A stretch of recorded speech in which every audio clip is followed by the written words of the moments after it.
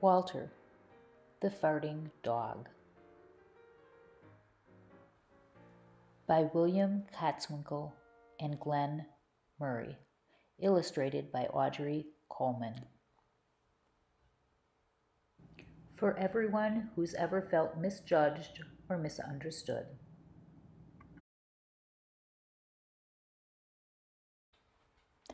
Betty and Billy brought Walter home from the dog pound.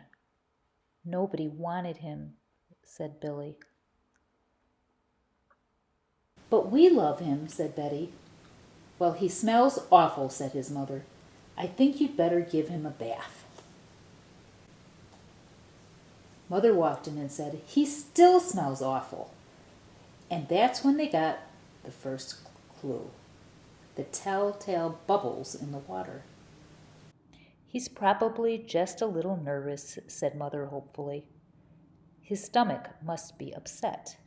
But Walter's stomach wasn't upset. Walter's stomach was fine. He felt perfectly normal. He just farted a lot. He did it when he bathed. He did it when he played with Betty and Billy. He did it when he walked around the house. He did it in the dining room. He did it in the kitchen. And he did it in his sleep. That dog farts morning, noon, and night, said Father. He can't help it, Daddy, said Betty and Billy. They didn't mind Walter's farts. So, what if he farts? Billy said to Betty when they were alone in the room with Walter. Betty agreed. Walter agreed, too. He sat there, looking innocently around, farting. Take him to the vet, said Father. Farting, said the vet, or rectal flatulence, as we say in the medical profession, and prescribed a change in diet. They gave Walter every kind of dog food. He farted. They tried him on cat food.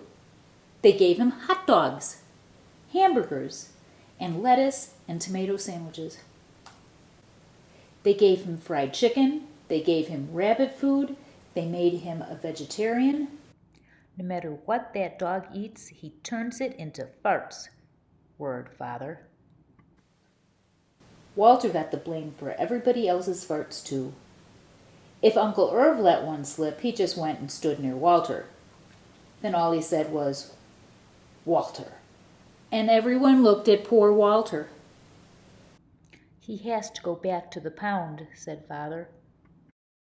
No, Daddy, please, begged Betty and Billy. Don't send Walter away. He goes tomorrow, said Father. They pleaded. Walter farted. It was all over.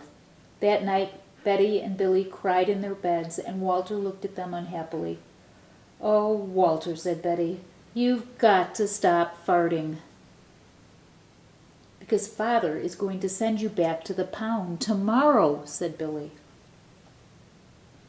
Walter knew how serious the situation was.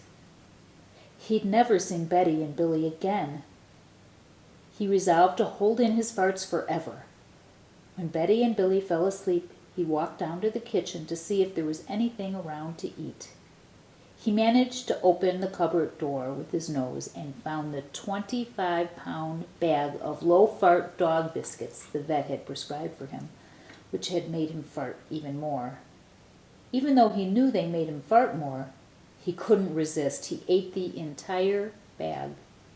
Very tasty, said Walter to himself. And then he went and laid down on the sofa. A gigantic gas bubble began to build inside him. This is going to be trouble, he said to himself nervously. He was afraid of what might happen if he let it go. He thought maybe the house would explode, so he kept it in. It wasn't easy. In fact, it was torture. But he had resolved never to fart again. His future depended on it. As he lay there with his tail wrapped tightly between his legs, he heard a noise at the window. He watched it slowly open. A pair of burglars came in. They dropped silently into the kitchen. "Watch out for the dog," said one of the burglars. "He won't bite," said the other. "He's a wimp." Walter might have bitten them, except he was so filled with gas he couldn't move. They tied a rag around his snout so he couldn't bark. "Okay," whispered the first burglar. "Let's clear out the place." They took everything they could get their hands on. Walter wanted to stop them, but he was having unbearable gas pains. He rolled on his back and he waved his paws in the air. He gnashed his teeth. "We've got it all," said the second burglar. "Let's go." That's when Walter let it fly. It was the worst fart of his life. It made a tremendous noise and shot him across the room. A hideous cloud filled the air. The burglars clutched their throats, unable to breathe. With tears in their eyes, they raced for the window. They tried to grab their bag with all the valuables in it, but their arms were too weak. "Let's get out of here." They jumped out of the window and ran up the block, choking and gasping for air. Still blinded by Walter's attack, they stepped into the headlights of an approaching police car. "Hold it there," said the policeman. When Father and Mother came down in the morning, they found the open window, and they saw the bag with their valuables in it. And Walter was sitting beside it. He still had the rag tied around his snout. You'd have to say he looked heroic. "He saved the silverware," cried Mother. "He saved the VCR," cried Father. "Good dog, Walter.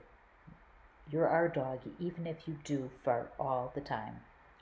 And so the family learned to live with Walter, the hero dog. And that's the end of our tale.